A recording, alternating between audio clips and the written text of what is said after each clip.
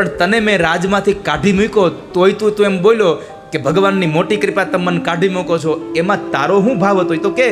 તો કહે છે મહારાજ તમને તો ખબર છે કે તમારો જે ઘોડો છે એ જેટલો તેજ છે એટલો જ મારો ઘોડો તેજ છે.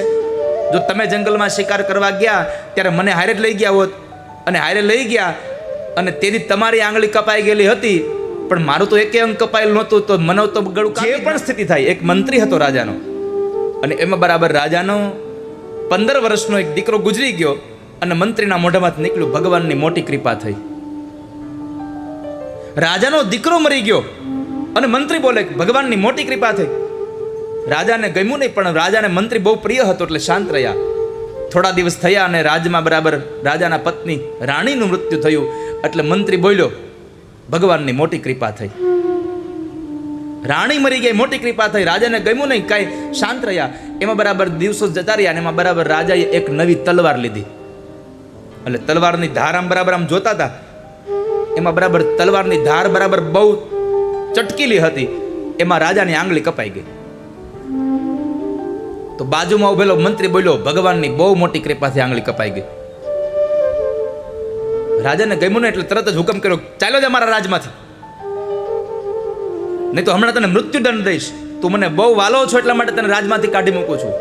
રાજની એક પણ વસ્તુ લીધા વગર, બીજું કાંઈ જ બોલ્યા વગર જ્યારે એને કાઢે છે ત્યારે એટલું બોલ્યો ભગવાનની બહુ મોટી કૃપા તમે મને કાઢી મૂકો છો. ભગવાનની બહુ મોટી કૃપા છે, તમે મને રાજમાંથી કાઢી મૂકો છો. નીકળી જાય છે. પણ આ સંસારમાં કહેવાય છે કે જેની હારે પરમાત્મા હોય એનો વાળ વાકો કોણ કરી શકે? દુનિયા ઉથલની પાથલ થઈ જાય, પણ જેના પર ભગવાનની કૃપા હોય એનું તમે બગાડી ન શકો. જેને પ્રભુની કૃપા હોય. અને આ સંસારમાં મેં કહ્યું છે તમને કે તમારા જીવનમાં જે સ્થિતિ આવે ને એ સ્થિતિ સારી છે, આવું સ્વીકાર કરજો. પ્રભુની બહુ મોટી કૃપા છે, આવું સમજજો. કારણ જે પણ થઈ રહ્યું છે એમાં પ્રભુ તમારું સારું જ કરતા હશે. જે થઈ રહ્યું છે, કોઈ સાથે સંબંધ જોડાઈ જાય તોય ભગવાનની કૃપા સમજવી. ક્યારેક આપણો કોઈ વાંક વગર કોઈ હારેનો સંબંધ તૂટી જાય તોય પરમાત્માની કૃપા સમજવી. કારણ જો જોડાયેલા રહેતા હોત તો કદાચ તમારે વધારે નુકસાન જવાનું હતું, એટલા માટે પરમાત્માએ તમને ત્યાંથી તોડી નાખ્યા છે. આ યાદ રાખજો. સમય વ્યતીત થયો. રાજા બરાબર પોતાના બીજા સૈનિકોને સાથે લઈ અને જંગલમાં શિકાર માટે જાય છે. એમાં બરાબર એક શિકારની પાછળ રાજાનો તેજ ઘોડો દોડતો હતો, બાકીની સેના પાછળ રહી ગઈ. અને એમાં બરાબર ડાકુઓનો એક સંઘ ન્યા રહેતો હતો. એમાં એની ઘરે યજ્ઞ હતો, અને ન્યા પુરોહિતોએ કીધું કે એક માણસની બલિ ચડાવવી પડશે. રાજાને ડાકુ પકડીને લઈ આવ્યા. એટલે પુરોહિતે પ્રશ્ન કર્યો કે ભાઈ તારો દીકરો છે? તો કે મારો દીકરો મરી ગયો છે. એટલે પુરોહિતે કીધું આ તો જળેલા હૃદયનો માણસ છે, આનું હૃદય બળેલું છે, દીકરો મરી ગયો એટલે દુઃખી થયેલો હોય. બીજું પૂછ્યું તારા પત્ની છે? તો કે મારા પત્ની મરી ગયા છે, કે આ તો અડધું અંગ મરી ગયેલું છે, પણ કદાચ આ મરવાના વાટે ખોટું બોલતો હોય. એમાં એક પુરોહિતની નજર ગઈ, આંગળી કપાઈ ગયેલી હતી. એટલે પુરોહિતે કીધું કે ભાઈ આની બલિ નહીં ચડાવાય. કેમ? તો કહે છે એની આંગળી કપાઈ ગયેલી છે અને અંગ ભંગ થયું હોય એવો માણસ બલિમાં ન ચાલે. અંજાવા દો. રાજા ઘરે આવ્યો.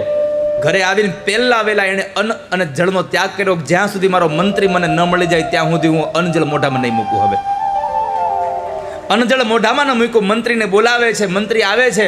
મંત્રીને કીધું મારો દીકરો મરી ગયો. તું બોલ્યો મારા પત્ની મરી ગયા. તું બોલ્યો ભગવાનની મોટી કૃપા. મારી આંગળી કપાઈ ગઈ. તું ભગવાનની કૃપા બોલ્યો, સારું થયું. તારા હિસાબે બરાબર ભગવાનની કૃપા. જો મારી આંગળી કપાયેલી ન હોત તો આજ મારું ગળું કપાઈ ગયું હોત. પણ આ બધી વાત તો બરાબર, પણ તને મેં રાજમાંથી કાઢી મૂક્યો તોય તું એમ બોલ્યો કે ભગવાનની મોટી કૃપા તમે મને કાઢી મૂકો છો, એમાં તારો શું ભાવ હતો એ તો કે?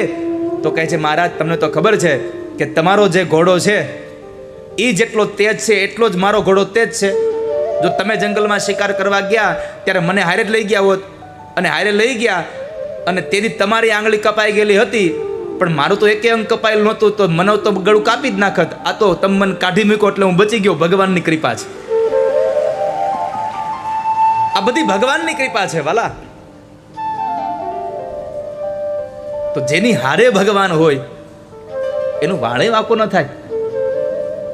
તો પરમાત્મા 5 પાંડવોને જે જગ્યાએ સુવાનું હતું ત્યાંથી લઈને નીકળી જાય છે. એની જગ્યાએ દ્રૌપદીના 5 દીકરાઓ સૂઈ ગયા છે. અને અશ્વત્થામા અડધી રાતે આવી અને ખડગ લઈ અને અશ્વત્થામા 5 પાંડવો સૂતા છે એમ જાણી અને મસ્તક ઉતાર્યા અને મસ્તક લઈને દુર્યોધન પાસે જાય છે. પણ જ્યારે ખબર પડી કે આ પાંડવોના નહીં દ્રૌપદીના 5 દીકરાઓના મસ્તક છે, ત્યારે અશ્વત્થામાને પછતાવા સિવાય કાંઈ ન મળ્યું. એટલે કહેવું ગમે છે, बचन दिया सोचा नहीं होगा क्या परिणाम, सोच समझ कर कीजिए जीवन में हर काम. જિંદગીમાં 2 વાક્યો લખી રાખજો જિંદગીની નોટમાં. એક, તમે જ્યારે બહુ આનંદમાં હોવ ને, બહુ અતિશય આનંદમાં હોવ ત્યારે કોઈ દિવસ કોઈને વચન ન આપી દેવું. અતિશય આનંદમાં હોવ ત્યારે કોઈને વચન ન આપી દેવું. અને અતિશય ક્રોધમાં હોવ ત્યારે કોઈ વાતનો નિર્ણય ન કરી લેવો કોઈ દિવસ. આ 2 વાત જિંદગીની નોટમાં લખી રાખજો.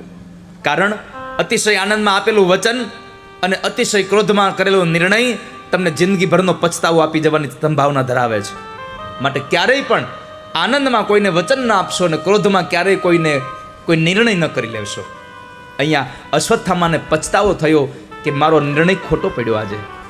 આજે મારા નિર્ણયથી હું દુઃખી થયો. પછી તો દ્રૌપદીજી રડે છે, કુંતા રડે છે. ભગવાન અર્જુનને લઈને આવે છે અને અર્જુન પ્રતિજ્ઞાબદ્ધ બન્યા. અને એ અર્જુન જ્યારે અશ્વત્થામાને પકડવા જાય, અશ્વત્થામાને પશુની જેમ બાંધીને લઈ આવે અને દ્રૌપદીને કહ્યું કે લે આ તારા 5 દીકરાઓનો હત્યારો, 5 દીકરાઓનો હત્યારો લઈને આવ્યો છું. ત્યારે રડતી રડતી દ્રૌપદી આંખ ઊંચી કરે જોયું ત્યાં તો અશ્વત્થામા તો જે 5 દીકરાના હત્યારાને મારવા માંડે જે માં, એના બદલે દ્રૌપદી 2 હાથ જોડીને એટલું જ કહ્યું, મુચ્ચતામ મુચ્ચતામ એષ બ્રાહ્મણો નિતરામ ગુરુ. છોડી દો, તમે કોને લાવ્યા છો? મને કહો તમે. આજે દ્રૌપદીને યાદ કરીએ છીએ એનું મેન કારણ આ છે કે દ્રૌપદીમાં ધૈર્ય હતું, ધીરજ હતી. આપણા દીકરાને પડોશીએ ખાલી હાથ પકડીને ઝંઝણાવ્યો હોય ને તો આપણે એની ઘરે જઈને ન બોલવાના શબ્દો બોલી આવીએ છીએ. અહીંયા દ્રૌપદીના 5 દીકરાઓને મારી નાખ્યા હતા, ધડ પડ્યા હતા, મસ્તક વિહોણા, અને એ હત્યારાને લઈને આવે છે. અને બ્રાહ્મણનો દીકરો હતો એ જોયું તો એ દીકરાઓના હત્યારાને એને પગે લાગીને કીધું છે પોતાના પતિને, મુચ્ચતામ મુચ્ચતામ, અને છોડી દો. આ બ્રાહ્મણ છે, બ્રાહ્મણ અપમાનને પાત્ર નથી, અને છોડી દો તમે. ભાગવતમાં લખ્યું છે, બ્રહ્મ બંધુર્ન હંતવ્ય આતતાઈ વધારણવ. બ્રાહ્મણ હોય અને એને કોઈ ભૂલ કરી હોય તો એને ક્યારેય મારવો નહીં, એને જવા દેવો. અહીંયા કહ્યું જવા દો તમે, આને મારશો નહીં, બ્રહ્મ હત્યાનું પાપ ન કરો. અર્જુને ભગવાન કૃષ્ણને પૂછ્યું, પ્રભુ શું કરું? અને ત્યારે કીધું કે આ સંસારમાં આબરૂદાર માણસને મૃત્યુનો ડર ન હોય, એની આબરૂનો ડર હોય છે. આબરૂવાળો માણસ હોય ને એનું મરણ આવી જાય એનું દુઃખ ન હોય, પણ આબરૂદાર માણસને એની આબરૂ વહી જાય ને એનું બહુ ડર હોય ને. એક કામ કરો, એની આબરૂ કાઢો, એનું અપમાન કરી નાખો જાહેરમાં, પછી જીવશે પણ મર્યા જેવું. અને અશ્વત્થામાનું અપમાન કરીને કાઢી મૂકે છે.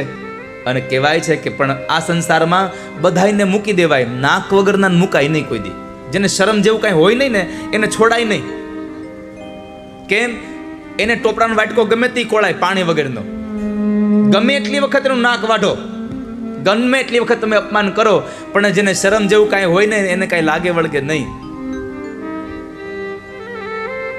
અને ભગવાન જ્યારે દ્રૌપદીના 5 દીકરાઓના હત્યારાઓને છોડાવે, મોકલી દે છે, એનું અપમાન કરાવ્યું, કપાળમાંથી મણી ઉતરાવ્યો, માથાના વાળ સાથે ઉતારીને એને કાઢી મૂકે. અપમાનિત થયેલો અશ્વત્થામા અગ્નિમાં બળે છે. અને આ બાજુ ભગવાને દ્રૌપદીના 5 દીકરાઓને અગ્નિ સંસ્કાર કરી અને ભગવાન જ્યાં દ્વારિકા જવાની તૈયારી કરે એ સમયે એક સ્ત્રી આવી ભગવાનમાં પરમાત્માના પગ પકડી અને એની પ્રાર્થના કરી એટલું કહે, પાહી પાહી મહા યોગિન દેવ દેવ જગતપતે નાન્યમ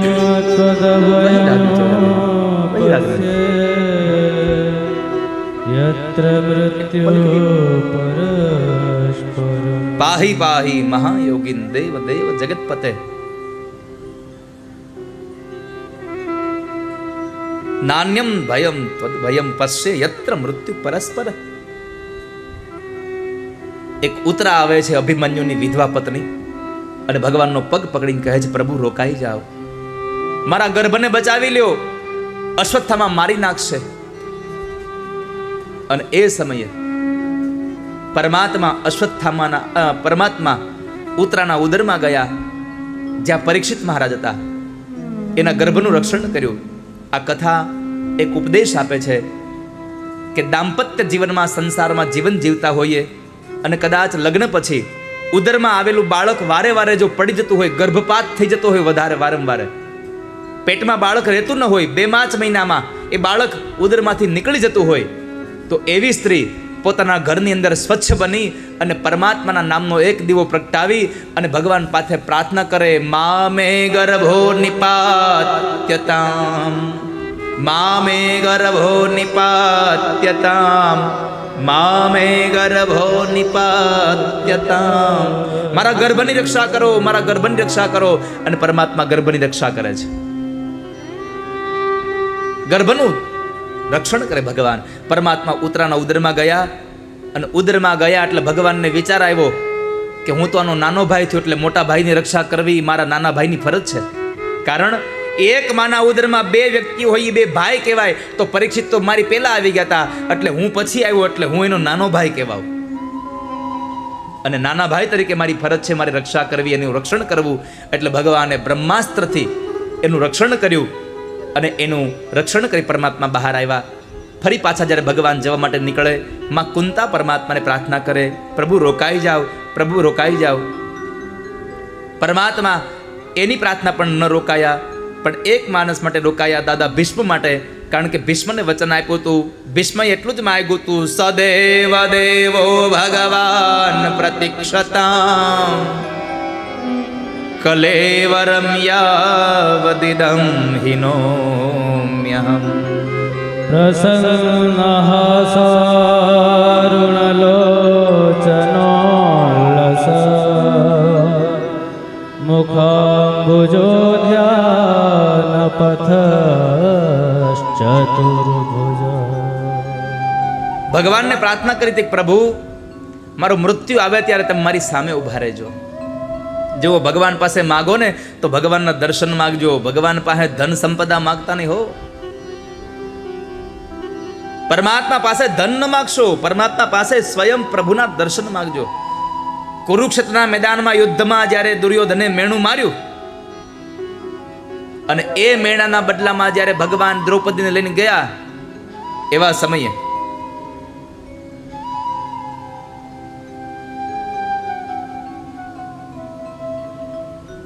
એવા દિવસે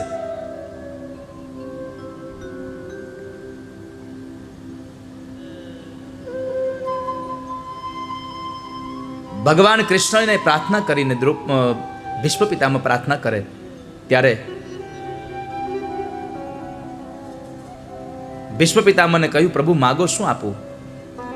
અને પિતામહ ભીષ્મએ માગ્યું કે મારા મૃત્યુના સમયે મને તમારા દર્શન થાય.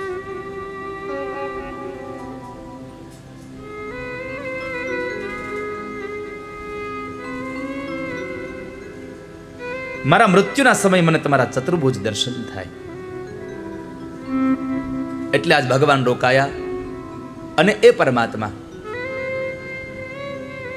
દાદા ભીષ્મ પાસે કુરુક્ષેત્રના મેદાનમાં આવે છે.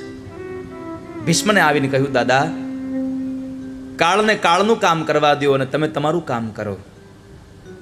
આપણું કામ શું? ભજન કરવા, પરમાત્માનું ભજન કરવું, ઠાકોરજીનો સત્સંગ કરવો, એ મનુષ્ય જીવનનું કાર્ય છે. તમે તમારું કામ કરો, તમારા મૃત્યુને બોલાવી લ્યો. મૃત્યુના સમયે દાદા ભીષ્મએ ભગવાનને સ્તુતિ કરી, ઇતિ મતિરૂપકલ્પિતા વિતૃષ્ણા ભગવતે સાત્વત પુંગવે વિભૂમ્ની. स्वसुखमुपगते क्वचित् विहतो प्रकृतिमुपेयुषे यद्भवप्रभा। પ્રભુ મેં ધર્મ કર્યો, યજ્ઞ કર્યો, દાન કર્યું, બધું જ કર્યું. મારે હવે મારી મતિ રૂપી કન્યાને મેં વિતૃષ્ણા બનાવી છે, મારી બુદ્ધિને, અને મારી વિતૃષ્ણા બનેલી મતિને હવે પરણાવી છે. મારે તમારી હારે પરણાવી છે. તમે એનો હાથ ઝાલો. ભગવાને જરા હસીને કીધું, દાદા તમારી કન્યા માટે હું તમને ગમું છું, પણ તમારી દીકરીને ગમું છું કે નહીં એ તો પૂછો પેલા. મા બાપને મૂર્તિઓ ગમી જાય, પણ મૂર્તિઓ દીકરીને તો ગમવો જોઈએ ને. દીકરીને પૂછો આ વરાજામાં તે હું જોયું? દીકરી કન્યા જ્યારે મૂર્તિઓ નક્કી કરે શું જોવે? કન્યા વરયતે રૂપમ. કન્યા રૂપ જોવે કે મારો ઘરવાળો હેન્ડસમ હોવો જોઈએ. કન્યા વરયતે રૂપમ માતા શ્રુતમ માતા વિત્તમ. માં પૈસા જોવે કે છોકરાવાળા પૈસાવાળા છે કે નહીં. મારી દીકરી શાકભાજી લેવા રિક્ષામાં જાહે કે એક્ટિવા લઈને જાહે? પૈસાવાળા છે ને. માતા વિત્તમ પિતા શ્રુતમ. પિતા એમ જોવે કે વરાજામાં કંઈક છે દિવેલ જેવું, હાંજ પડે 100 રૂપિયા લઈ આવે એમ છે કે નહીં. બાંધવા કુલમિચ્છતી. કન્યાના ભાઈ અને બેન હોય એના પરિવારના લોકોને જોતા હોય કુટુંબ કેવું છે. અને આડોશી પાડોશી મિષ્ટાને ઇતરે જના જમવામાં શું છે ડીશમાં. આપણે લગ્નમાં જઈએ, માંડવો ક્યાં છે એ પછી જોઈએ, રસોડું કઈ બાજુ છે, પેલું ધ્યાન ત્યાં હોય આપણું. મિષ્ટાને ઇતરે જરા. ભગવાને પૂછ્યું કે તમારી મતિરૂપી કન્યા માટે હું તમને ગમું છું, તમારી દીકરીને ગમું છું કે નહીં એ તો પૂછો. અને ત્યારે દાદા ભીષ્મ કહે, તમે કેમ ન ગમો? ત્રિભુવન કમનમ તમાલ વર્ણમ રવિકર ગૌરવરાંબરમ દધાને વપુરલક કુલાવૃતાનનાજમ વિજય સખે રતિરસ્તુ મે. પ્રભુ આ ત્રણેય ભુવનમાં તમારા જેવું સુંદર છે કોણ? બીજું તો મને કહો. તમારા જેવું કોણ સુંદર છે આ સંસારમાં? બીજું તમારા જેવા કહ્યાગરો કોણ હોય? અર્જુને તમને કીધું કે બંને સેનાની મધ્યમાં મારો રથ લઈ જાઓ, અને તમે રથ લઈ ગયા હતા. આના જેવો બીજો કોણ હોય પ્રભુ તમારા જેવું? માટે મારી મતિરૂપી કન્યાનો સ્વીકાર કરો. ભગવાને સ્વીકાર કર્યો, અને એ સમય પરમાત્માએ દર્શન આપ્યા, અને દાદા ભીષ્મને ભગવાને પોતાનું ધામ આપ્યું. ભીષ્મને ભગવાને મુક્તિ આપી. તાળી પાડી લ્યો મારા રામની રે, બીજી તાળી ના હોય જો. તાળી પાડી લ્યો મારા રામની રે, બીજી તાળી ના હોય જો.